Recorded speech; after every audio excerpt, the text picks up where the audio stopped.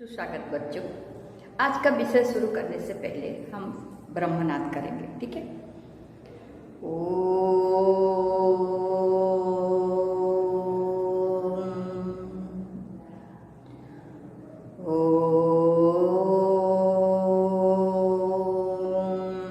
शांति शांति शांति।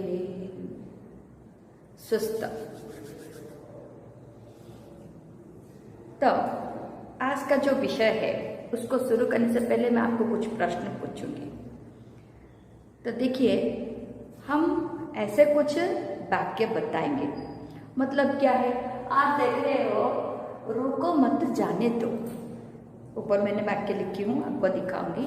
तो देखिए, इधर जब है तो रोको मत जाने दो। जब ये हम वाक्य बताएंगे तो उस वाक्य में आप क्या समझ रहे हो? रोकने के लिए समझ रहे हो या ना रोकने के लिए समझ रहे हो? कुछ समझ में आता है क्या? नहीं। तो इसी को स्पष्ट करने के लिए, वाक्य को स्पष्ट करने के लिए जो चिन्ह का प्रयोग होता है उसको हम क्या कहेंगे? विराम चिन्ह कहेंगे। समझ में आ गया ना? वाक्य को स्पष्ट करने के लिए जिस चिन्ह का प्रयोग करते हैं उसको हम क्या कहेंगे? विराम चिन्ह कहेंगे, ठीक है। तो आज हम जो विराम चिन्ह के बारे में पढ़ेंगे, तो देखिए ये जो है मैं बता रही थी रोको मत जाने दो। इस वाक्य में जब रोको मत जाने दो, रोको मत के बाद हम थोड़ा सांस लेंगे तो उसका अर्थ अलग हो जाता है। और ये जो दूसरा वाक्य है रोको मत जाने दो, तो रोको के बाद हम थोड़ा सांस लेते हैं तो इसका अर्थ अलग हो जाता है। इसीलिए जब ये सांस रुकना और ज्यादा लेना, कम लेना, इसी के हिसाब से हमारा चिन्ह का प्रयोग होते हैं, ठीक है। तो अभी हम इस प्रकार जो चिन्ह है उसको एक एक करके समझेंगे, ठीक है। सबसे पहले हम देखेंगे ये जो विराम चिन्ह है, विराम चिन्ह के कई प्रकार होते हैं, लेकिन मुख्य रूप से हमारा 11 विराम चिन्ह का प्रयोग के बारे में बताया गया है, ठीक है। तो सबसे पहले हम देखेंगे ये जो विराम चिन्ह का प्रयोग में पहला कौन सा है। जब भी हम कुछ वाक्य बोलते हैं उसको पूरा अर्थ स्पष्ट हो जाता है, तभी उसी प्रकार वाक्य के अंत में हम क्या है? पूर्ण विराम लेते हैं, अर्थात सांस उधर ठहर जाता है, रुक जाता है। और उसी प्रकार वाक्य देखो पूर्ण विराम चिन्ह कहते हैं, अर्थात कहने का अभिप्राय जो होता है उसको पूरा जब हो जाता है, पूरा करते हैं, तो उसी प्रकार वाक्य को हम क्या कहेंगे? पूर्ण विराम चिन्ह उसके पास रखेंगे, ठीक है। अच्छा, याद रहेगा पूर्ण विराम चिन्ह किस वाक्य के साथ रहेगा?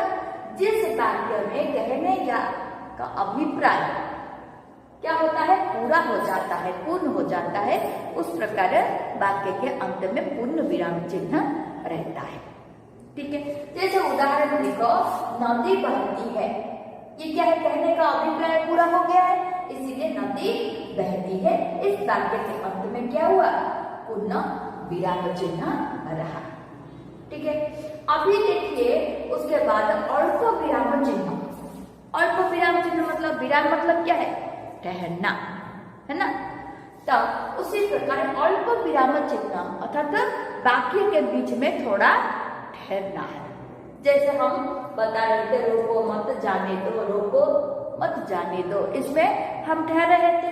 उसी प्रकार इधर देखो, ये जो है बहुत से शब्द या उपवाक्य, बहुत सारे शब्द या उपवाक्य जब होता है उसी के साथ वाक्य के बीच में हम तो सांस रोकते हैं, हाँ, उसके बाद बोलते हैं। तो उसी प्रकार वाक्य में क्या होता है? अल्प विराम चिन्ह का प्रयोग होता है, ठीक है। जैसे देखो, राम लक्ष्मण और सीता वन में गए हैं। राम लक्ष्मण और सीता वन में गए हैं। राम के बाद थोड़ा हम रुक गए हैं। राम लक्ष्मण और सीता, ये जो रुकने वाला है, इसी के साथ हम अल्प विराम जो विराम लिए हैं अर्थात ठहर गए हैं, तो अल्प विराम लिए हैं, इसी को हम क्या कहते हैं, ये चिन्ह का प्रयोग करते हैं। तो ये रहा आपका अल्प विराम चिन्ह। बहुत से शब्द या उपवाक्य एक वाक्य के बीच में जब आते हैं उसी समय बीच बीच में हम अल्प विराम लेते हैं और उसके लिए ये अल्प विराम चिन्ह का प्रयोग करते हैं। जैसे देखो, राम लक्ष्मण और सीता वन में गए हैं, ये जो अल्प विराम चिन्ह ये है, इधर लिया है, ये अल्प विराम चिन्ह लिया है। ठीक है, आप देखो ये विराम चिन्ह कहाँ कहाँ लिया जाता है, मैं उधर थोड़ा टिक करवा देती हूँ, आप देख रहे हो। ठीक है, अभी देखो अर्ध विराम चिन्ह। ये जो अर्ध विराम चिन्ह क्या है, ये उपवाक्य को जोड़ना पड़े या दो प्रकार बातों को अलग अलग दिखाना पड़े, उपवाक्य को जोड़ना पड़े। उपवाक्य में आप थोड़ा सांस लेते हो, उससे भी कम सांस जब लेना पड़ता है, तो उस प्रकार वाक्य में हम अर्ध विराम चिन्ह लेते हैं, अल्प विराम चिन्ह और ये रहा अर्ध विराम चिन्ह।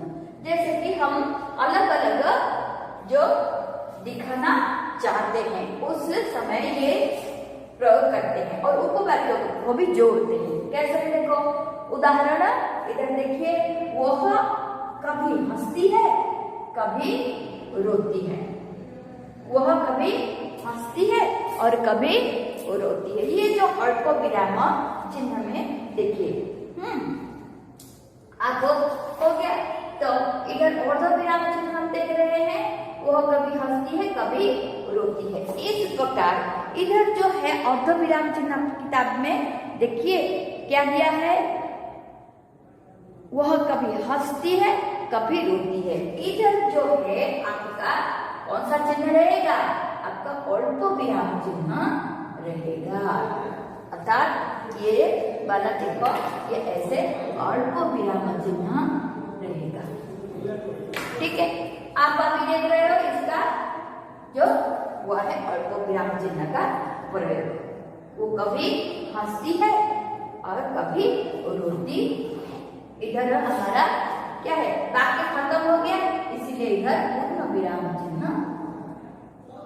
वो कभी हंसती है कभी रोती है। ठीक है, ये रहा आपका पूर्ण विराम चिन्ह। इस दो बार जरूरी नहीं है, इधर ही हम खत्म कर लेंगे वाक्य को। ठीक है, इधर वाक्य को हम खत्म कर लेंगे, कभी हंसती है कभी रोती है। ठीक है, अभी देखिए आपका इस बात को समझ में आ गया होगा, क्योंकि ये दो, एक मुख्य वाक्य है वह कभी हंसती है, उसका सहायक वाक्य उपवाक्य है कभी रोती है। तो इस प्रकार वाक्य में बीच में हम कम सांस लिए है, अर्थात विराम लिए है, इसलिए ये हो गया हमारा कौन सा, अर्ध विराम चिन्ह।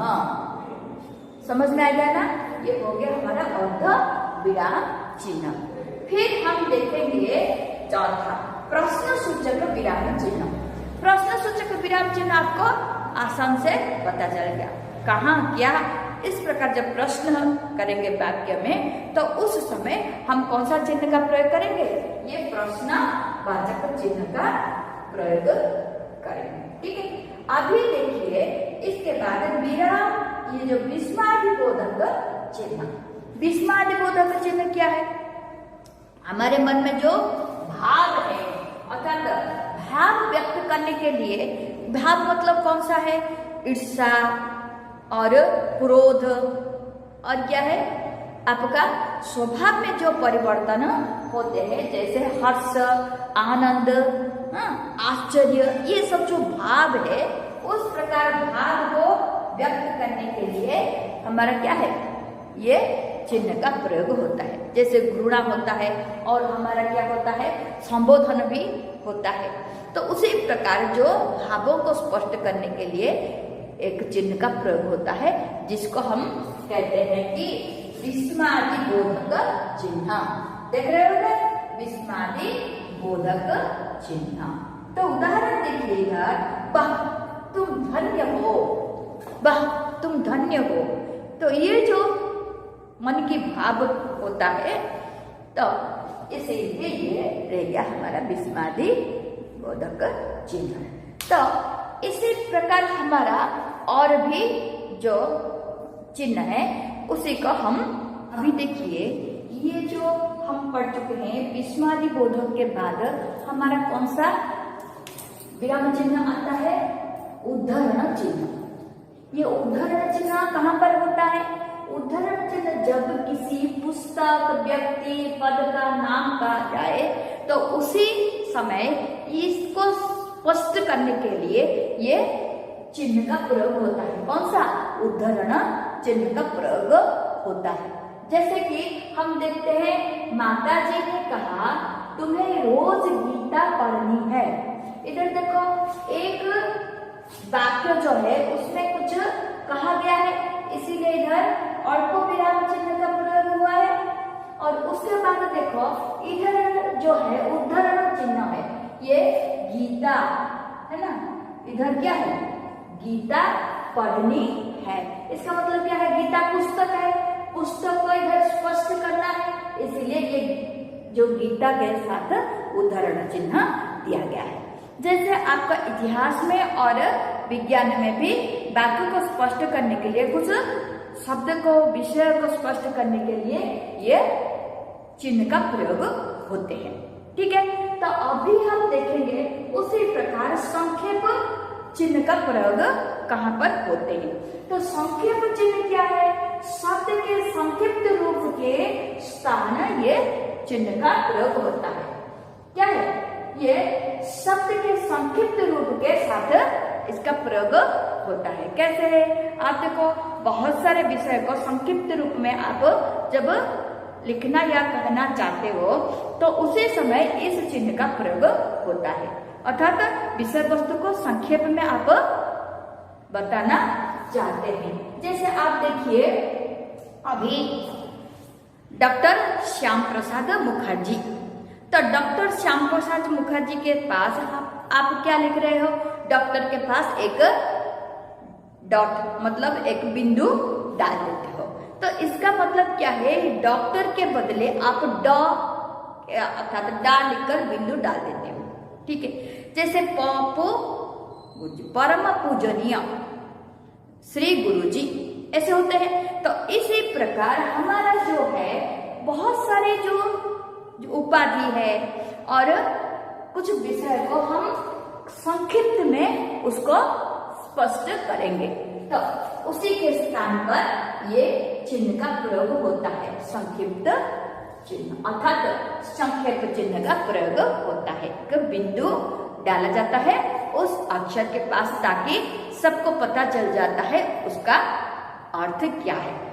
ठीक है, अच्छा फिर हम देखेंगे इधर इसका कोष्टक चिन्ह का प्रयोग कैसे होते हैं। कोष्टक चिन्ह आप जानते हो, ब्रैकेट है ना, तो कोष्टक चिन्ह का प्रयोग कैसे होते हैं? देखो किसी बात, इधर हम देख रहे हैं किसी बात का दूसरा अर्थ बताने के लिए इसका प्रयोग होता है। आप कुछ शब्द वाक्य लिखते समय कुछ शब्द ऐसे होते हैं जिसका आप देखो कुछ वैज्ञानिक शब्द है, गाणितिक शब्द है, तो उसी जगह पर आपका मातृभाषा में भी, हमारा हिंदी में भी क्या है, उसको स्पष्ट करने के लिए उसका अर्थ को लिखा जाता है कोष्टक में, और विषय वस्तु को स्पष्ट करने के लिए कोष्टक में लिखा जाता है ताकि उसका अर्थ यह है। समझ में आ गया ना? तो अभी देखिए इधर कोष्टक चिन्ह जो किसी बात का दूसरा अर्थ बताने के लिए जो है वो है, देखो अच्छा का विलोम शब्द विपरीतार्थक शब्द है। मतलब क्या है? इधर अच्छा का विलोम शब्द, अच्छा का इधर है और विलोम शब्द मतलब क्या है? विपरीतार्थक शब्द। विलोम शब्द मतलब विपरीतार्थक शब्द। इसको हम क्या किया है? ब्रैकेट में रखे अर्थात तो कोष्टक में इसको रखा गया है। ठीक है, तो ये सब हमारा विराम चिन्ह है। फिर हम देखेंगे योजक चिन्ह क्या है। योजक चिन्ह का प्रयोग कहाँ पर होता है? योजक चिन्ह का प्रयोग हम कब करते हैं? जब समासिक अर्थात समान उसका जो कुछ अर्थ बताने के लिए हम लिखते हैं उस समय, या पुनरुक्त बार बार एक शब्द को लिखते हैं, उसी समय इस योजक चिन्ह का प्रयोग करते हैं। जैसे कि देखो, माता पिता भाई बहन, वाक्य में ये लिखते समय माता पिता भाई बहन लिखते। तो अभी हम देखेंगे ये जो निर्देशक चिन्ह क्या है? एक विचार के बीच दूसरे विचार देने के लिए। जैसे कुछ हम कहते हैं और उसको स्पष्ट करने के लिए उसके बारे में बताना चाहते हैं। जैसे कि हम अभी देखिए इसको उदाहरण, हम दो चीजें चाहते हैं, सुख और शांति। जो दो चीज चाहते हैं, सुख और शांति, उसी को स्पष्ट करने के लिए ये हमारा चिन्ह का प्रयोग होता है। कौन सा चिन्ह का?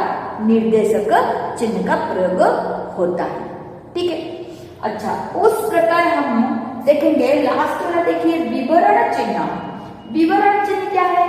हम जो भी कुछ प्रस्तुत करते हैं विषय वस्तु विवरण के लिए, उसी को स्पष्ट करने के लिए ये विवरण चिन्ह का प्रयोग होता है। जैसे कि आप देखिए, आपका इतिहास और उसका सारांश लिखते समय, और क्या है विज्ञान का, उसका कुछ प्रोजेक्ट का उसका विवरण लिखते समय, और क्या है आपका जो मातृभाषा है उसका जो आप शरणार्थ लिखते समय, ये जो विवरण चिन्ह का भी प्रयोग करते हैं। ठीक है, तो ये रहा आपका विवरण चिन्ह। तो इसी प्रकार सारे जो 11 चिन्ह का प्रयोग के बारे में हम जान चुके हैं। तो इसको अच्छी तरह आप याद कीजिए, और जो समझ में नहीं आएगा मुझे पूछिए। ठीक है, तो उसके बाद हम प्रश्नोत्तर का अभ्यास करेंगे। ठीक है, धन्यवाद।